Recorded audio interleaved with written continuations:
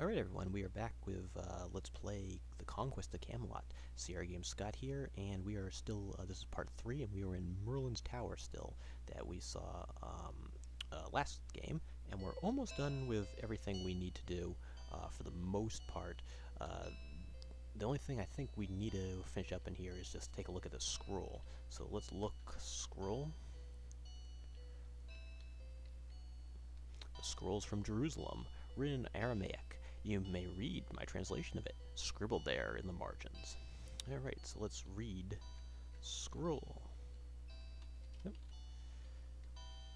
According to the writer of this scroll, a mule is of great value in Jerusalem.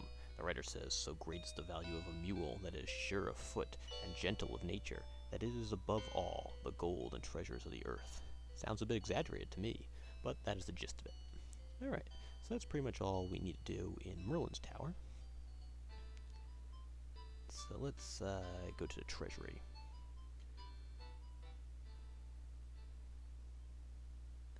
Alright, let's talk to this guy over here.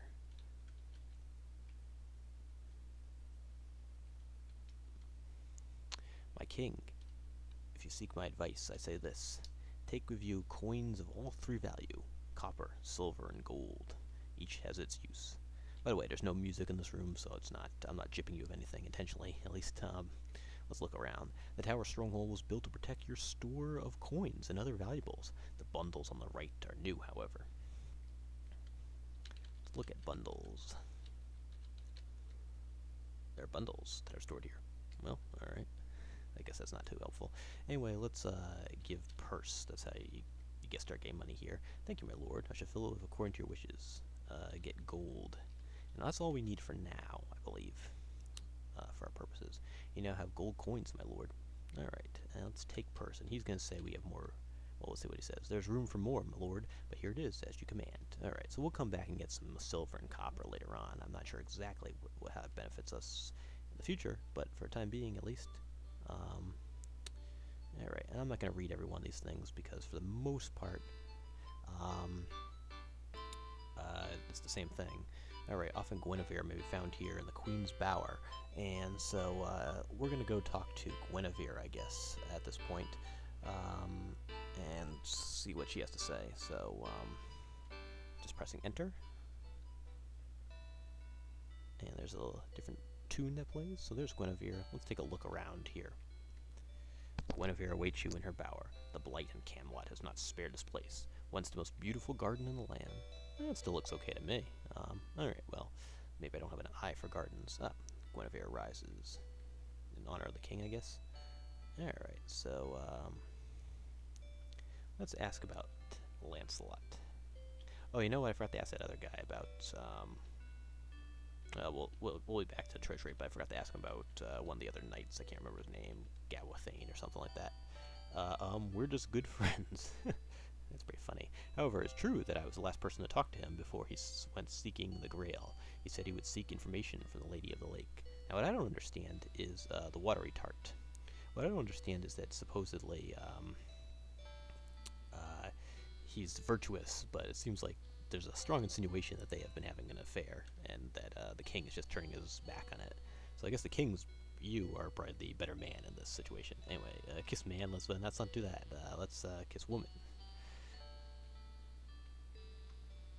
Yeah, alright.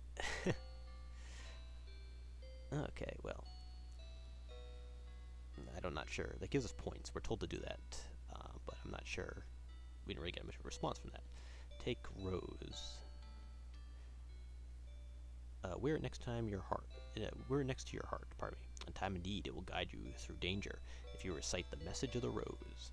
And I'm not really sure what that is. So that's pretty much all you do here. Sorry if it seems like I'm flying through things and just kind of clicking off things on the walkthrough. Unfortunately, I never played the game beforehand, so maybe I'm losing a little bit of it because I don't have the background in it. But I also don't want to bore you by exploring things on my own.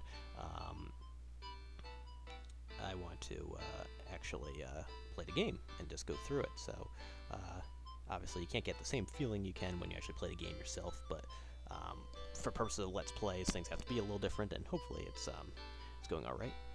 Anyway, that thing's annoying. Sorry. Alright, so this is a chapel of the two gods, so let's go in there. Now this is very weird in my opinion, because this song sounds familiar too. It seems like something I think from one of the Quest for Glory games. Kind of weird. Anyway, or at least the introduction. It almost definitely is, I think, actually, when you enter maybe Apothecary in Quest for Glory 2. I'm not sure. Something similar. Anyway, in any event, the reason why this is weird is because you have the pagan god and you have Cross of Christ on either side at chapel. It seems weird they'd keep the two religions, that they wouldn't reject paganism in favor of Christianity, or if there was Christianity, there wouldn't be paganism, I guess. I don't know. Anyway, this game is obviously fictional, so it's not necessarily historically or theologically accurate, so we'll just take it as it is.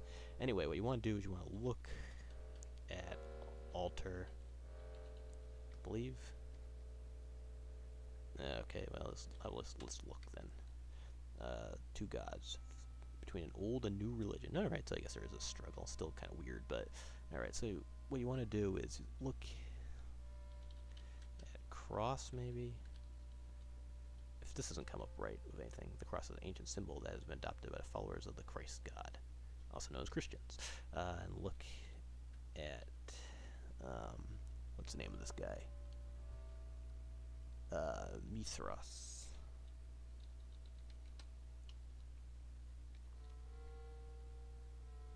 There's only one thing more deadly than offending a god. Offending two gods. I guess that makes sense.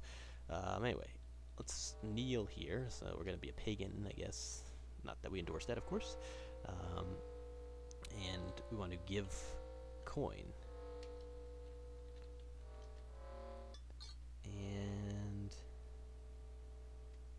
what you do is you have to go down to the gold, press enter, and then press give. I didn't know that the first time I played it. The flame is lit and the blessing given. Mithra sends your vision of your missing knights, and listen, their voices call out to you in distress.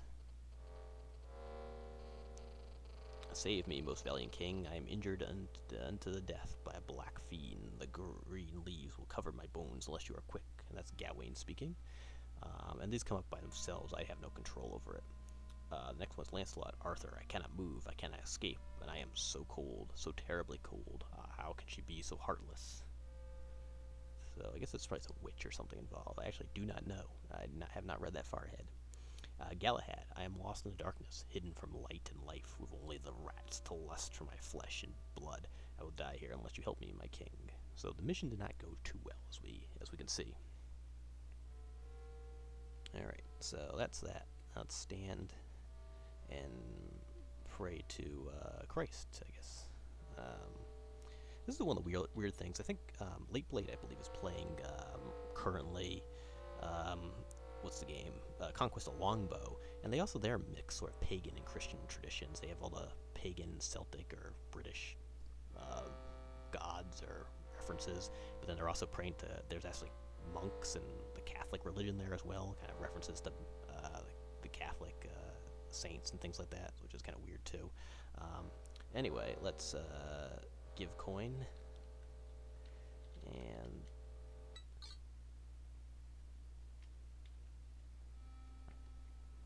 the flame is lit. You have been blessed. Now something shimmers in the air. A vision of the Grail appears to you. Christ sends it to remind you that only a man of purity may attain this sacred cup. Okay. So this is the Grail part, I guess. I don't know why. Well, like I said, not necessarily meant to be theologically accurate, I guess. Remember, the fate of Camelot rests not only upon your finding the Grail, but your worthiness to possess it. Okay. So you need the Grail, I guess, to restore things back to the way they were in Camelot. I think this is probably going to be the last thing we do. And that's that.